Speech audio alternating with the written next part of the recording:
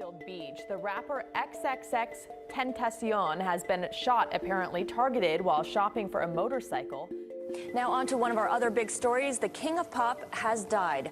Michael Jackson, the pop music and dance innovator, passed away yesterday. Jackson appeared to have suffered from cardiac arrest. He was 50 years old. He was pronounced dead at 2:26 p.m. local time at the UCLA Medical Center. Morning. TMZ is reporting rapper Juice WRLD is dead after suffering a seizure at Chicago's Midway Airport. Cobain, the lead singer of the enormously popular rock band Nirvana, is dead at the age of 27. Have you ever wondered what it's like to be famous? To have the world at your feet, adoring fans chanting your name, and cameras flashing everywhere you go. But what if I told you that fame, particularly in the music industry, can come with a deadly price? According to a study published in the British Medical Journal in 2012, the average life expectancy of a popular musician is significantly lower compared to the general population. Results revealed that male musicians had a life expectancy of about 45 years, while female musicians had a life expectancy of about 48 years. This is notably lower than the average life expectancy of the general population during the same time period. In order to put this into perspective, the average life expectancy of a police officer in Memphis, Tennessee is 71.5 years old. According to the Commercial Appeal, Memphis, Tennessee is currently the most dangerous city in America. Another example are smoke jumpers. This is what many people consider to be the most dangerous job in the world, and their average life expectancy is still 25 years older than a famous musician. According to the World PRX, the average life expectancy for people who work in Hollywood, performance and arts, and military still have an average life expectancy 5 years more than musicians. So what particularly is going on in the music industry? Many people believe that the factors contributing to this disparity include stress, substance abuse, mental health struggles, and the pressures of fame. There's no denying that these factors all have a large role in the early deaths of musicians, but there might be something more to the story. People often try and point out what is particularly wrong with the artist, but we should probably be looking into the music industry as a whole. The music industry has a rich history dating back centuries, but in the modern context, it has undergone significant transformations, particularly with the advent of digital technology. Historically, the music industry encompasses various elements including recording, publishing, distribution, and live performances. The 20th century saw a rise in major record labels and the dominance of physical formats such as vinyl records, cassette tapes, and CDs. However, the late 20th and early 21st centuries witnessed a shift with the rise of digital music. The emergence of MP3s, file-sharing platforms like Napster, and later legal digital distribution platforms like iTunes and streaming services like Spotify and Apple Music radically altered the landscape. Today, the music industry is a multifaceted ecosystem comprising record labels, music publishers, artists, streaming platforms, concert promoters, and more. Revenue streams include digital and physical sales, streaming subscriptions, advertising, licensing, and live performances. However, in recent years, despite the challenges such as piracy and the decline in physical sales, the industry has experienced growth driven largely by the surge in streaming subscriptions. In 2021, the global record music market was estimated to be worth over $25 billion, with streaming accounting for the majority of the revenue. This figure continues to evolve as the industry adapts to new technologies and consumer preferences. As I was talking about earlier, when you shift from looking at the individual artist to the music industry as a whole, you find something extremely disturbing. This is the fact that music artists are worth much more dead than they are alive. Music business plays this Jedi mind trick on you where the whole thing's set up to be rapacious and take advantage of your weakness. If you get success and you have leverage, they'll get out of your way because you're making them a lot of money. But the minute you're not making them as much money, then they step in and they start playing these Jedi mind tricks on you. We know what to do. You know, the public's going to forget about you. I mean, I've heard all these things. Like, you know, this kind of weird, like, yeah, you're in the room, but, you know, we're the arbiter of whether you can stay in the room. They do these 360 deals where it's like, right. If you get a perfume deal, if you... Yeah. Like your whole world, they own you. We own a piece of your whole world. And fame is such a great quotient in American life now that you can see where kids would trade fame and be willing to give away like the profit part. Look no further than the deals that the record labels cut with the streaming services.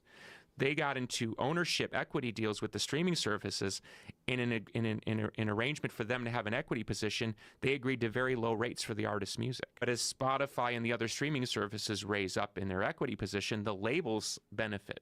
So the labels pimped out their own artist to take a greater equity position in a rising.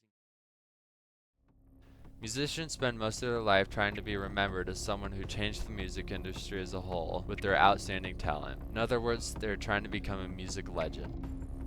The early death of an artist can take them from a good artist to a music icon. When this happens, music companies see an opportunity to make millions, sometimes even billions of dollars from the artist's recording catalog. Oftentimes, when an artist signs his or her name on a record deal, the record company will own all of the masters to the song recorded during that contract. The death of the artist is also a large part in the contract, and a factor in the investment of that artist. This is especially important when the artist peaks in popularity and begins to fall and would be worth much more dead than alive. Many times you will hear stories about an artist passing away when they are young, but no one takes a second look. This is especially important when you look at the recent popularity in social media. When current artists or even previous artists pass away, and it becomes much more prevalent to the rest of the world and reaches a larger audience than ever before. In a 2018 study, it was found that following the deaths of major artists like Michael Jackson and Prince, album sales surged by an average of 226% within just one day after their passing. After that, their sales doubled for the first 100 days. Even a year later, their sales were up 15% from before they died, and overall there was an increase in 23% in sales in the first year after their passing. They found that numbers like this can even stay consistent 2 years later. Artists will oftentimes not see numbers close to this in their lifetime, and can even be more extreme when talking about artists like Michael Jackson. A prime example of this is Kurt Cobain. Prior to Kurt Cobain's passing, Nirvana was facing internal struggles, and there were indications that the band was in a state of turmoil. Cobain had been battling with addiction and grappling with the pressures of fame, which strained relationships within the band. By early 1994, tensions had escalated to the point where rumors of Nirvana's imminent breakup were circulating in the media. During this tumultuous period, Nirvana's record label, Geffen Records, recognized the uncertainty surrounding the band's future and sought to secure their investment. Geffen Records renegotiated Nirvana's contract, offering a lucrative deal that included substantial advances in royalties. This deal ensured that Geffen would continue to profit from Nirvana's music even in the event of Cobain's untimely demise.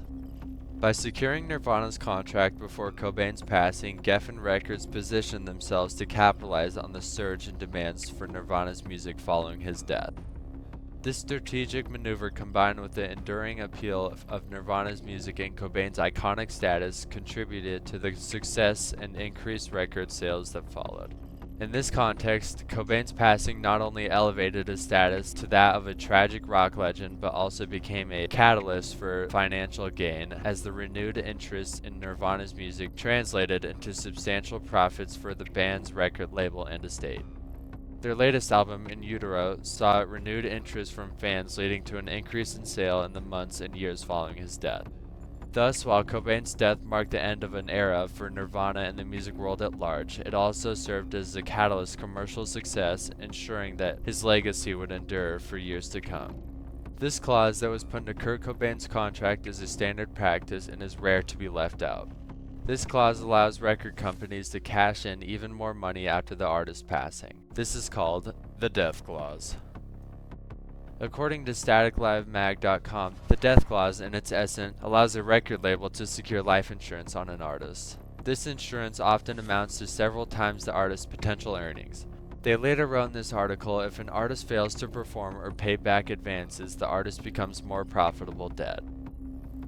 Today, the death clause still exists, but is much more subtle, and whereas it used to be worth thousands, is now potentially worth billions. Labels invest millions into new talent, and the insurance policies is a protection against a loss, or a way of collecting projected profits for music, t-shirts, books, foreign rights, and everything else in all forms. Imagine you're a successful musician who's poured years of hard work and creativity into your craft. You sign contract with record labels and management companies, and your music is your livelihood. However, looming over your success is the unsettling reality of the death clause. It is a constant worry because while you're creating and performing, you're also aware that your financial stability and well-being of loved ones are tied to these agreements. You know that if something were to happen to you, your estate could face challenges navigating legal complexities of your contracts. Would your loved ones receive the royalties they depend on, or would they be mired in disputes over ownership and distribution rights? Moreover, you're aware that your legacy could be shaped by how your affairs are handled after your passing. Would your music continue to be celebrated and enjoyed, or would it be overshadowed by legal battles and controversies? Essentially, record deals are like a loan from the bank. They get money for recording devices, marketing and promotion, tour support, and things of that nature. Once the artist pays back the money for all the supplies, only will they then actually start to make money. But if the artist is unable to pay back the money or just wants to get out of the deal, the death clause conveniently comes into play. In the music industry, when bands or musicians are starting out, they often sign contracts with record labels to help promote and distribute their music. These contracts typically outline various terms, including the duration of the agreement, royalties, and rights to the music. The death clause stipulates that if a member of the band dies or becomes incapacitated, the contract remains in effect, often with the remaining members. This clause can be problematic for artists as it can tie them to a label even if they want to leave due to artistic differences, financial disputes, or other reasons. When a band begins to gain traction and grow in popularity, they may seek to leave their contract with the record label to pursue an independent music career. However, record labels may not be willing to let them go so easy, especially if the band's success means potential profit for the label. Corruption within the music industry is a topic that has garnered attention over the years, with numerous examples highlighting the extent of unethical practices and exploitation within the business. One prominent example of this is the tragic case of Michael Jackson. Following his untimely death in 2009, there were numerous reports of record labels and other entities attempting to capitalize on the passing by aggressively promoting his music and merchandise. While Jackson's estate has since taken steps to regain control over his assets, the incident shed light on the darker side of the music industry and lengths to which some are willing to go for financial gain. Moreover, the vast sums of money involved in the music industry have attracted the attention of organized crime, particularly the mafia, who see an opportunity to launder money and expand their influence. The influx of the mafia's involvement adds another layer of corruption and complexity to an already murky business landscape. One notorious example of mafia involvement in the music industry is the case of Anthony Fat Tony Salerno. Salerno, a high-ranking member of the Genovese crime family, was involved in various illegal activities including money laundering. In 1988, he was convicted of racketeering charges including orchestrating a scheme to siphon money from the music industry through business and shell companies. Salerno's conviction sent a strong message to other mafia members, including similar illicit activities.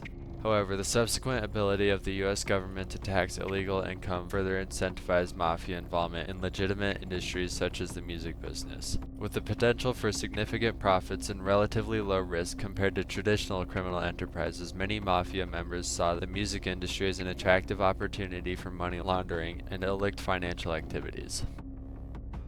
The challenges of maintaining honesty in the music industry while striving for success largely stems from the inherent tension between artistic integrity and commercial viability. At its core, music is a form of creative expression often rooted in personal experiences, emotions, and beliefs. Artists pour their heart and souls into their work, aiming to convey their authentic selves to their audience. However, the music industry is also a business driven by profit motives and market demands. Record label managers and other industry stakeholders often prioritize commercial success over artistic purity. This conflict between art and commerce creates a pressure cooker environment where artists must constantly navigate competing interests. They face the challenge of staying true to their artistic visions while also meeting the demands of the industry. This can involve compromises in various forms, from altering their sound or image to fit their marketing trends, or making strategic career decisions that prioritize commercial success over artistic fulfillment. Moreover, the music industry operates within a complex ecosystem of relationships, power dynamics, and expectations. Artists often find themselves beholden to record labels, producers, sponsors, and other industry players who hold significant sway over their careers. This can result in a compromise with artistic integrity in favor of commercial gain. Additionally, the rise of social media and the 24/7 news cycle has heightened the public scrutiny on artists, making it even more challenging to maintain honesty and authenticity. Artists may fear backlash or negative publicity if they deviate from the carefully curated image expected of them by fans, critics, and industry insiders. Frank Sinatra's association with the mob during his music career serves as a potent example of the complexities and challenges artists face in maintaining honesty and integrity while navigating the music industry. Sinatra's career soared to great heights in the 1940s and 1950s, establishing him as one of the most iconic and influential figures in popular music. However, his ties to organized crime figures, particularly during the early years of the industry, have been widely documented. Sinatra's connection with the mob, including reputed associations with figures like Sam Ganciano and Lucky Luciano, have been a subject for speculation and controversy. At the heart of Sinatra's relationship with the mob was a convergence of interests. In his early career, Sinatra's rise to stardom was facilitated by support of mob-controlled nightclubs and venues, which provided him with the crucial opportunity to showcase his talent and build his reputation. In return, Sinatra's associations with these establishments lent them an air of glamour and prestige, attracting affluent clientele and boosting their profits.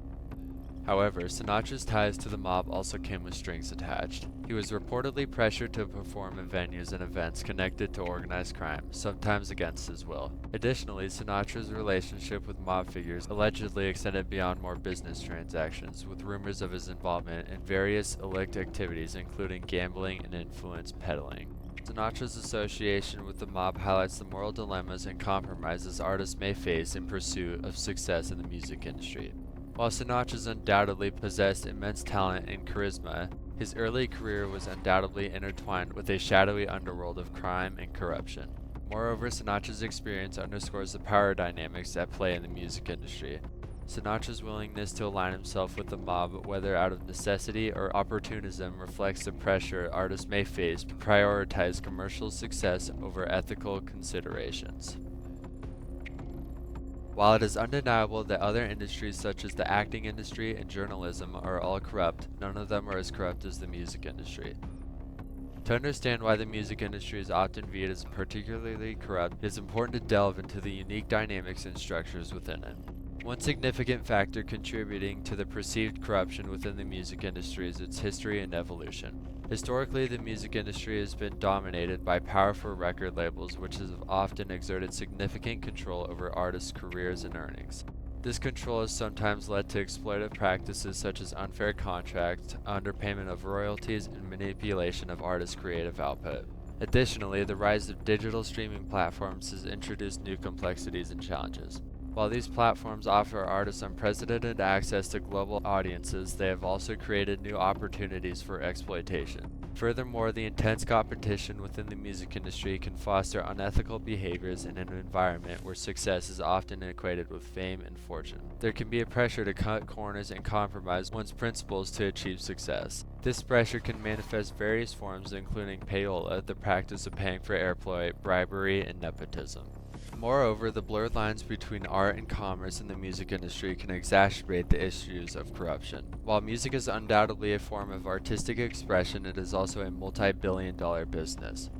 The duality can create conflicts of interest and ethical dilemmas for industry stakeholders, including artists, record labels, managers, and promoters. It is worth noting that corruption within the music industry is not limited to financial matters. There are also concerns about abuse of power, discrimination, and sexual misconduct. These issues highlight the systematic problems that pervade the industry and underscore the need to reform. In comparison, while other industries such as acting may also face their own share of challenges and ethical dilemmas, they may not be as deeply entrenched or widely acknowledged as those within the music industry. The pervasive influence of record labels, the rapid evolution of technology, and the commodification of music have combined to make the music industry uniquely susceptible to corruption and dark secrets.